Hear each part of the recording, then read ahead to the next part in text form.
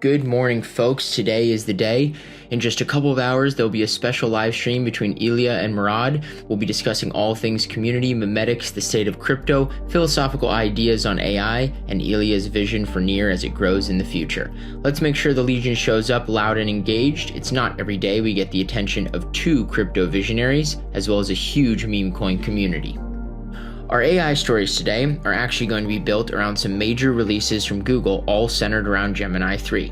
The first one is Google's announcement of Anti-Gravity, an AI-assisted software development LLM. Perhaps Cursor is feeling a little nervous. This brings us to the real story of the week. Gemini 3 is very good, and when we say very good, we mean it kind of blew a lot of expectations out of the water. This is in defense of the gas-guzzling compute paradigm of AI that Western frontier models are in fact best in class because they're so expensive. Let's look at some data.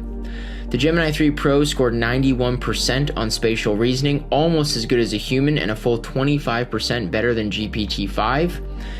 Gemini 3 Pro also has taken the #1 overall and #1 in 4 of 5 code arenas. That's website, game dev, 3D design, and UI components.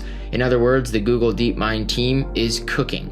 You can actually experiment and compare many different models at designarena.ai to see just how good Gemini 3 Pro actually is. And last but not least, the capability jump in Gemini 3 is such a leap compared to other AI benchmarks that it's led some to postulate we're officially entering a new AI era, and perhaps we are.